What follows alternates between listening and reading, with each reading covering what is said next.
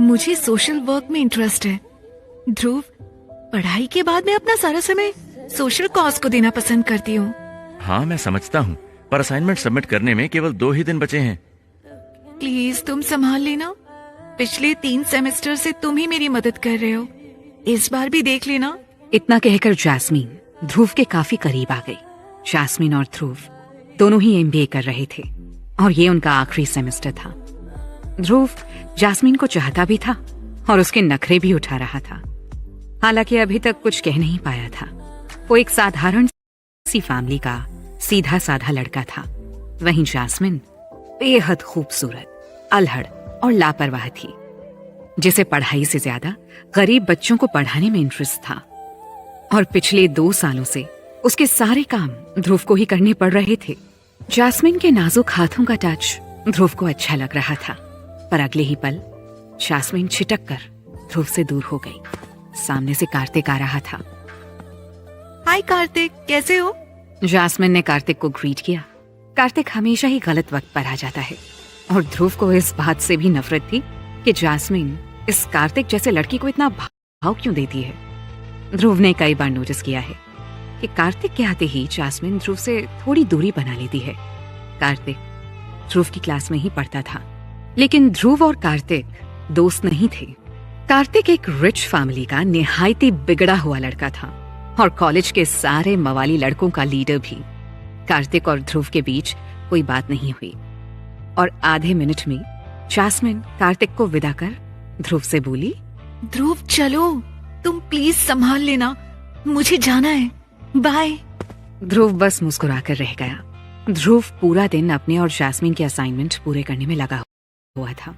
शाम को जैस्मीन के असाइनमेंट सेंड करने के बाद उसके मोबाइल पर एक मैसेज आया।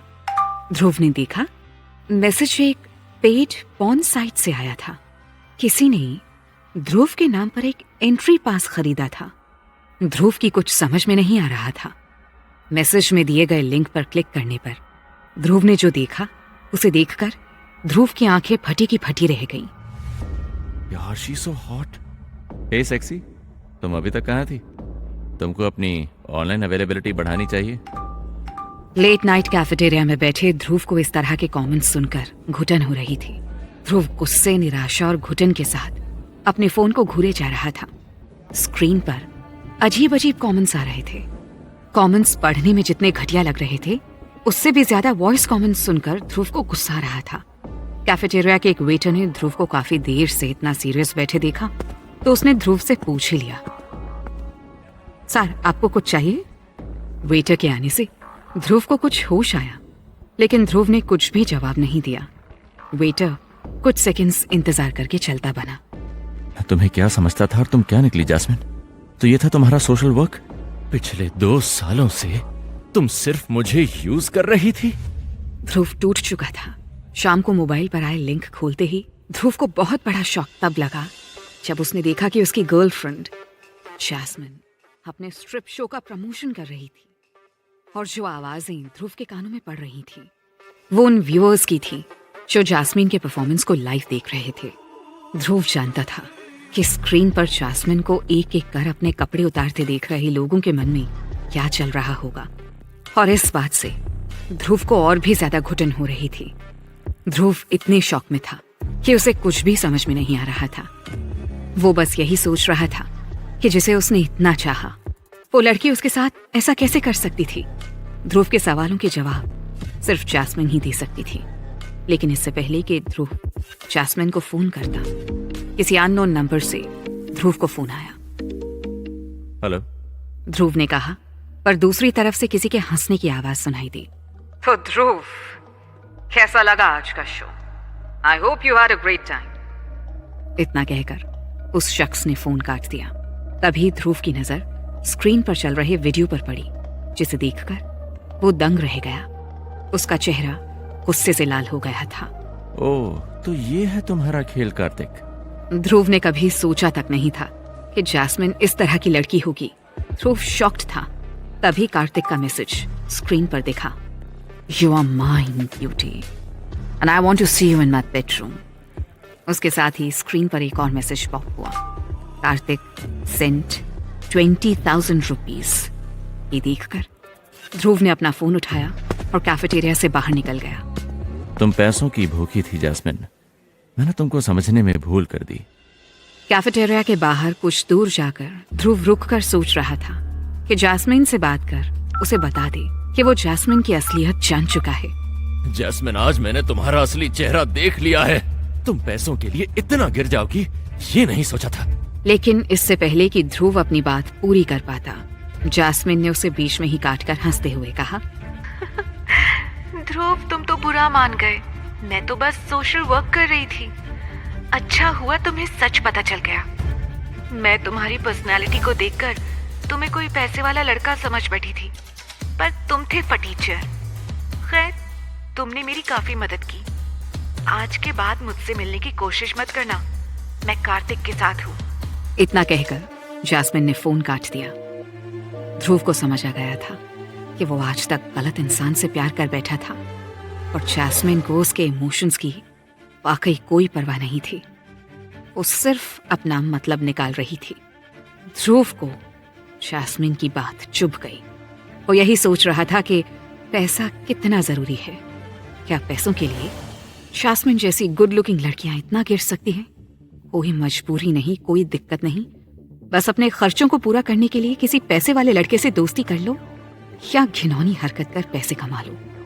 इसी उधेड़-बुन के साथ ध्रुव चलता जा रहा था कि तभी अचानक एक आदमी उसके सामने आकर खड़ा हो गया।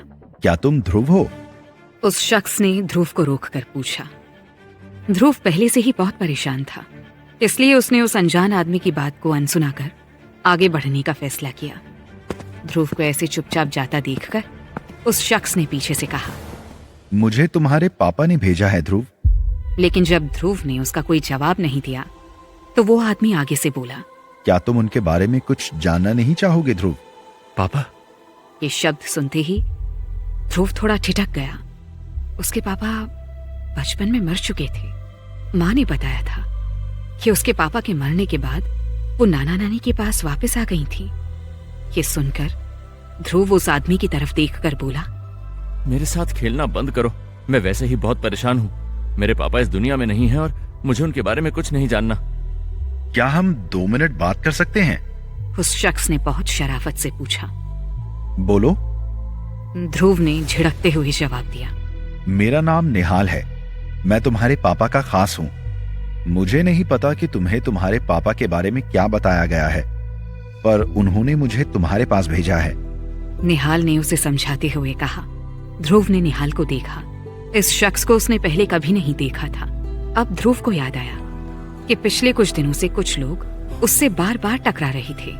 यानी ये लोग काफी दिनों से मुझ पर नजर रख रहे हैं। ध्रुव ने मन ही मन कहा, देखो, मुझे तुम लोगों की बातों पर कोई विश्वास नहीं है और प्लीज मेरा पीछे छोड़ो, मैं वैसे भी बहुत परेशान हूँ। ध्रुव को इन लोगों की बातों से किसी साजिश की बू आ रही थी।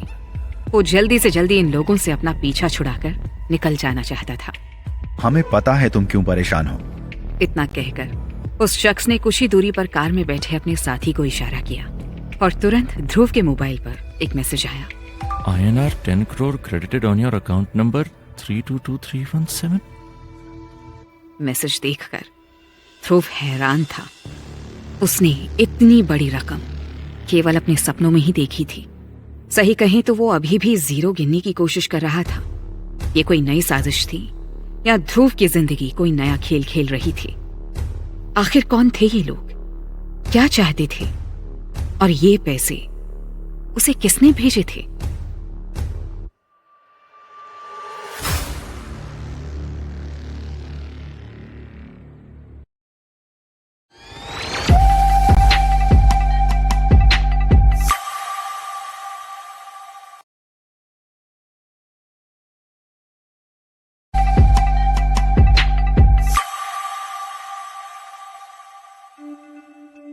₹10 करोड़? ये कैसा मजाक है? क्या मैं सपना देख रहा हूँ? नहीं, ये सपना नहीं है। ध्रुव कभी अपने मोबाइल को तो कभी निहाल को देख रहा था, पर निहाल ऐसे खड़ा था मानो 10 करोड़ नहीं 10 रुपए ट्रांसफर किए गए हों। निहाल ने कहना शुरू किया, ध्रुव, आपके पापा सतविंदर सिंह गिल को आपको और आपकी माँ को छोड़कर जाना पड़ा था, क्योंकि उन्हें ऐसा करने के लिए फोर्स किया गया था। उस समय उन्हें अपना फैमिली बिजनेस संभालने के लिए आप लोगों को छोड़ना पड़ा था। उस समय उस सर्कमस्टांसेस में उनके लिए यही जरूरी था, पर वो हमेशा ही आप लोगों को याद करते थे। अब वो गिल फैमिली के बिजनेस को अगली पीढ़ी को सौंपकर आप लोगों के पास वापस आना चाह रहे हैं। एक पल रुककर निहाल ने ध्रुव की आंखों में झांक कर देखा कि वो निहाल की बात पर ध्यान दे रहा है या नहीं। निहाल ने फिर आगे कहा, उन्होंने आपके लिए 2 मैसेज भिजवाए हैं। पहला, अभी आप जितना हो सके उतना लो प्रोफाइल रहें और ध्यान रहे कि आपकी माँ को अब और कोई दुख ना उठाना पड़े। निहाल की बात सुनकर ध्रुव के दिल की धड़कन बढ़ गई। गिल फैमिली? ध्रुव के लिए इतना ही काफी था कि उसके पापा अरबपति हैं, पर उनका गिल फैमिली से क्या लेना देना था। गिल फैमिली कोई छोटी मोटी फैमिली नहीं थी। ये दुनिया का सबसे बड़ा फाइनेंशियल ग्रुप था, जिसका बिजनेस एम्पायर सारी दुनिया में फैला हुआ था। इस फैमिली का दुनिया की किसी भी खबर में नाम नहीं आता था, पर असल में ये फैमिली दुनिया के सभी बैंक्स की भी बैंकर थी। कुछ अनजान सोर्सेस की माने तो फैमिली दुनिया की सबसे रिच फैमिलीज में से एक थी। पिछले साल इस फैमिली की नेटवर्थ कोई 150 ट्रिलियन डॉलर्स थी। इस फैमिली के पास दुनिया की टॉप के 100% शेयर्स थे और टॉप 500 कंपनीज के 90% शेयर्स, जिसमें यूरोप की एक जनरल इलेक्ट्रिसिटी कंपनी का नाम भी शामिल था। अफ्रीका के ऑयल ट्रेड ग्रुप के 70% शेयर्स और 73% shares global rare earth group के भी इसी कंपनी के पास थे, जिससे फैमिली को सालाना डिविडेंड ही 1.3 ट्रिलियन डॉलर्स आता था। ध्रुव जैसे आम आदमी को इतने पैसे की बातें समझ में नहीं आएंगी, तो 150 ट्रिलियन डॉलर्स को ऐसे समझें कि दुनिया के टॉप रिचेस्ट लोगों की नेटवर्थ इनकम जोड़ने पर भी इस फैमिली के पैसों के बराबर नहीं थी। ये फैमिली लोगों को नहीं, देशों को लोन देती थी। ऐसे समझें कि अगर रिजर्व बैंक को तो वो गिल फैमिली से डिमांड करेगी, फिर गिल फैमिली डिसाइड करेगी कि पैसे वर्ल्ड बैंक के मार्फत देने हैं या यूएन के मार्फत। अभी ध्रुव इस बारे में सोच ही रहा था कि निहाल ने फिर से कहा, ध्रुव सर, अगर भविष्य में आपको कभी कोई परेशानी हो तो प्लीज मुझे याद करें। दुनिया में ऐसी कोई परेशानी नहीं जिसे गिल फैमिली सॉल्व नहीं कर सकती है। इतना कहकर निहाल ने ध्रुव को एक शहर के सबसे पॉश इलाके में शानदार बंगले की चाबी और एक क्रेडिट कार्ड थमा दिया। इसके बाद निहाल ने अपने साथ आए सभी लोगों मैं चलता हूं ध्रुव सर, अगर कभी कोई जरूरत हो मुझे कॉल करें। ध्रुव को लग रहा था मानो वो कोई सपना देख रहा हो। अभी निहाल को गए 1 मिनट भी नहीं बीता होगा कि कार्तिक की कॉल आई, जिसे देखकर ध्रुव ने मन ही मन कहा, कार्तिक, तुम जानते थे मैं जैस्मिन को चाहता हूं, पर तुमने जानबूझकर उसे मुझसे छीन लिया। तुम पूरी कलिंग यूनिवर्सिटी के सामने मेरा मजाक बनाना चाहते हो। अब मुझे कोई फर्क नहीं पड़ता कि अगर तुम जैस्मिन जैसी लड़कियों के साथ कैसे भी रिलेशन बनाओ, पर अगर तुमने मुझे बेइज्जत करने की कोशिश की तो तुमको भी उतना ही भुगतना पड़ेगा। मैं तुमको छोड़ूंगा नहीं। अब ध्रुव के पास कार्तिक से कहीं ज्यादा पैसे थे, पर उसे लो प्रोफाइल ही रहना था। ध्रुव का फोन अभी भी बज रहा था। कार्तिक की कॉल आ रही थी। ध्रुव ने फोन उठाया और उसके फोन उठाते ही कार्तिक शुरू हो गया। अभी तक काम पर क्यों नहीं आए? कार्तिक जहां से बात कर रहा था काफी शोर आ रहा था। ध्रुव इस शोर को पहचान सकता था। ये शोर गैलेक्सी बार का था, जहां ध्रुव पार्ट टाइम जॉब करता था। कार्तिक ऐसे बात कर रहा था जैसे ध्रुव गैलेक्सी बार में नहीं, कार्तिक के लिए काम करता हो। पर फिर भी ध्रुव ने जवाब दिया, मैं बस पहुंचने ही वाला हूं। ध्रुव अभी भी पोलाइट होकर ही बात कर रहा था, पर कार्तिक अपनी हरकतों से बाज नहीं आ सकता था। छोड़ो ये सब, मुझे बस ये जानना था कि गैलेक्सी बार का सबसे कंफर्टेबल कमरा कौन सा है। तुम्हारा सच्चा प्यार इस समय काफी नशे में है और मुझसे जिद कर रहा है कि किसी कमरे में चलो, तो मुझे लगा कि तुमसे पूछ लूं कि बार का कौन सा कमरा सबसे कंफर्टेबल है। कार्तिक जानबूझकर इस तरह की बेहूदी हरकत कर रहा था। उसने न केवल ध्रुव की गर्लफ्रेंड को उससे छीन लिया था, बल्कि अब वो ध्रुव को नीचा दिखाने के लिए इस तरह की बदतमीजी कर रहा था। पर ध्रुव को इससे ज्यादा बुरा तब लगा जब फोन पर उसने जैस्मीन की आवाज सुनी। कार्तिक, तुम मुझसे क्यों पूछ रहे हो? वो इस बार में केवल सामान लाने ले जाने का काम करता है। वो कभी इतने बड़े बार में ठहरने के बारे में सोच भी नहीं सकता। वो केवल बर्फ, पानी और चखना पहुंचाता है और झूठे बर्तन उठाकर ले जाता है। वो तुम्हें कैसे बताएगा कि सबसे कंफर्टेबल कमरा कौन सा है?